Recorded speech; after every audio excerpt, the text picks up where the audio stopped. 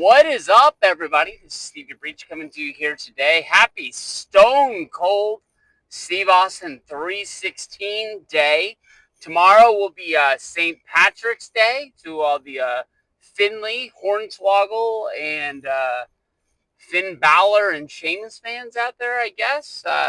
Hope everybody's wearing their green and getting down. But as a wrestling fan, tomorrow's Monday Night Raw. Huge. It's going to be coming to you, I believe. Is this the Raw that's going to be coming to you from Belgium? They got the special Cena gear in the kind of like royal red is the color that I would kind of describe it. It looks pretty damn nice. I really like that. We are getting all this special Cena gear and everybody going to these shows where he's going to be at, get special stuff. I just really hope that when it comes to Las Vegas and WrestleMania, that we are going to know ahead of time what it's going to be. I guess we'll be able to get it at the Superstore, at Vegas when we go. But I just don't want it to like spring on us. Like he just comes out that night in something that nobody has. But he's a heel. So, I mean, hey, maybe that's what he does. Some people say he's going to wear one of his older shirts, his older attire, bring something out of retirement that we haven't seen in a long time. But we'll have to see. Tomorrow is Raw. I'll give it to you. Like, when Raw goes overseas, as Americans, we hate it. Raw is Twitter. Netflix era. Brand new day. Netflix says, "Hey, we'll show this live. We don't care when people watch it." Netflix is something that Stranger Thing comes out or something like that. They don't give it to us one a week. They just give it to us. Boom. Like, here you go. Watch it whenever you want to. Try to avoid the spoilers. I think they like it that we sit down and we watch 10 episodes the first night it's available because we can and we want to get through it as fast as we can. And then they can move on to the next thing that comes out that they're going to treat that's bigger than almost anything else. Monday Night Raw, they do it every Monday. They can't do that. They got to give it to us when they give it to us. But I'm kind of glad that they're not going to make us wait until 5 p.m. Pacific, 8 o'clock Eastern. They're just going to show it live. As a guy who has a job, as a guy who's got to be at work tomorrow, I'm debating, like, do I wait until I get home to watch it, even though I think that means I'm not going to be able to go on my phone throughout the day, or I'm going to see everything, or do I try and listen to the show live? I won't be able to sit there and watch my phone all day, but I do want to check it out, and I just remember now, I got a dentist appointment to get my stupid tooth fixed right after I get off work. So, here we are adding more time on to that. So, it is what it is. Tomorrow is Monday Night Raw. Even though I'm pretty much telling you I'm not going to be able to sit down and watch it live. Even though now I'm really thinking about trying to just listen to it and get through it like that. Maybe watch it again when I get home. It's going to be fireworks. We got Cody Rhodes. We got John Cena. I don't know if The Rock is going to be there. I'm guessing that The Rock would do everything possible in order to be there. But the Raw graphic, I just saw Cena. I just saw Cody. But we are going to have Cena and Cody in the same building for the first time since the Elimination Chamber in Toronto when John Cena turned heel. I think this is going to be fireworks. Cody Rhodes, I don't think he should be the cry, why me, why Cena, why? You're everything that I ever looked up to. You're everything that I ever wanted to be. How could you do this? Especially, how could you do it to me? I want to see Brock versus Cena, Monday Night Raw, before Extreme Rules. I want to see them jumping at each other like this is a big boxing or UFC fight. And the first time they're seeing each other is at the weigh-in press conference, and they're gonna try and get some eyes on them. They're gonna start going at it. Cena, I've talked about this with Drew McIntyre. That Drew McIntyre, I love his stick that he thinks he's the only sane person in WWE. He doesn't think of himself as a bad guy. He doesn't think of himself as a heel. He kind of points out the actions that everybody else is doing. Roman Reigns kind of pushing everybody around, making him do his bidding to make sure that he stays at the head of the table. He stays the champion. Cody Rhodes goes out and tag teams to help Roman after Roman did everything he could for 2 years to stomp him out. Um, he kind of points those things out. He never really points out the things that he does, but he tries to make himself seem like he's a really, really good guy. Cena, I don't want him to do that. I want him to take full responsibility for what he did and not care what anybody thinks. I think he needs to come out and say that he did this because he's willing to do anything and everything to be champion one more time, to be the greatest.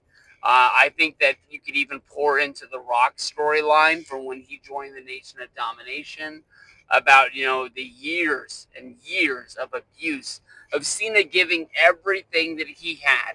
Think about the time that he wrestled Batista and he tore his pec.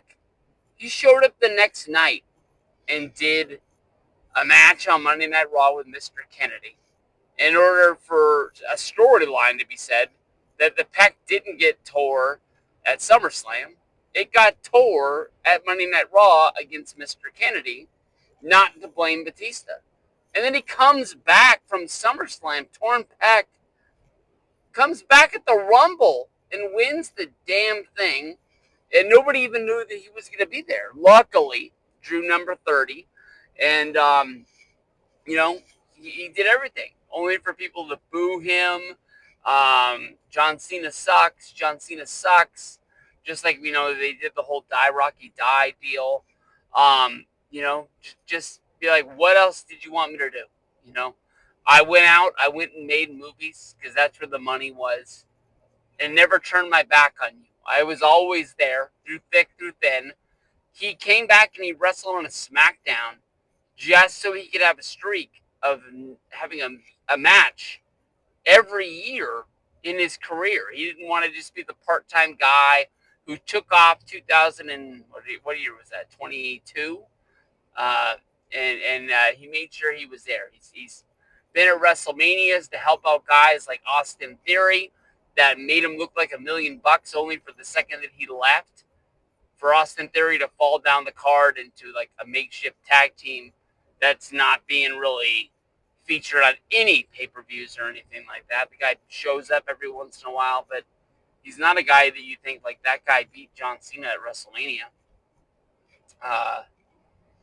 I think this could be really, really good.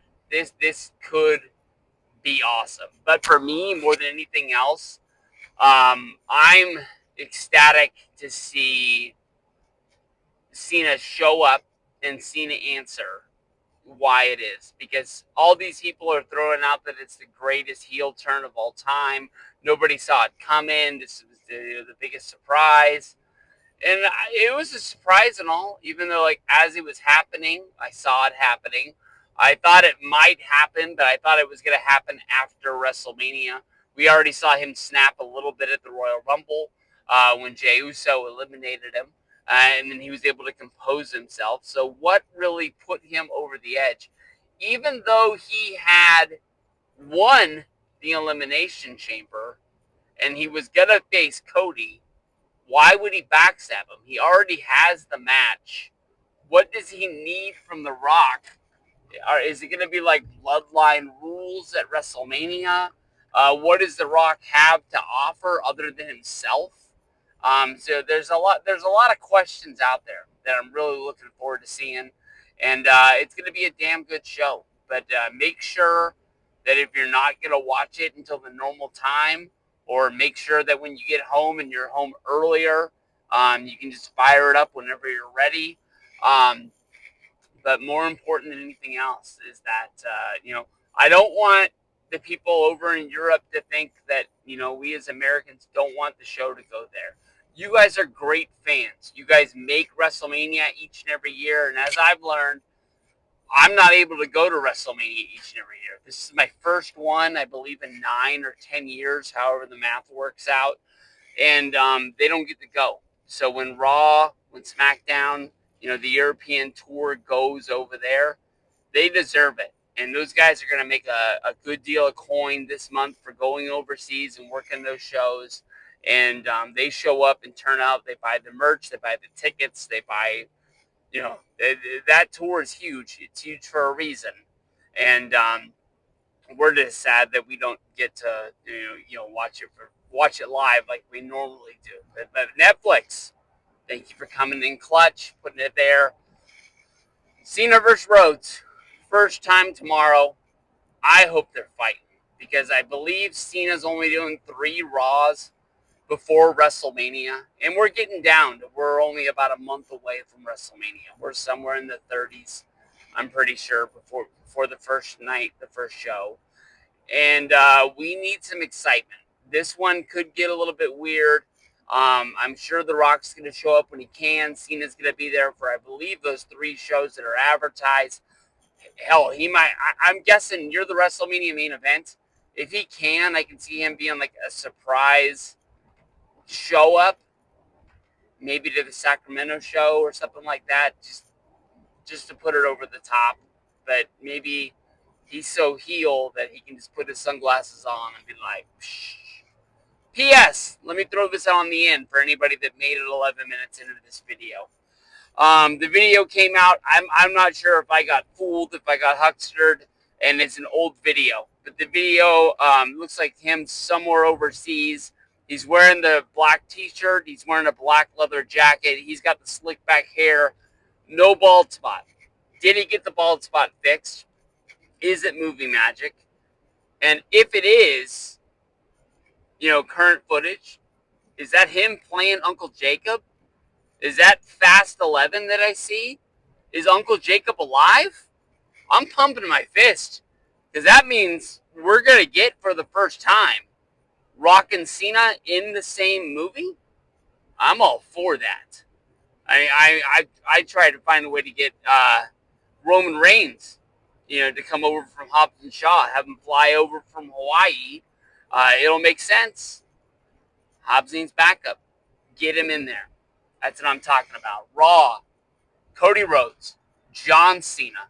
I think we're going to have Braun Breaker have an Intercontinental title match. Did I see it was against AJ Styles? I'm not 100% sure. But I did see he's having a match on Monday. And that's going to be huge. No matter who Braun has a match against. Awesome time. So let's get this up figured out. I'm not trying to rush it and push it through. But we're going to have one hell of a time. Peace out.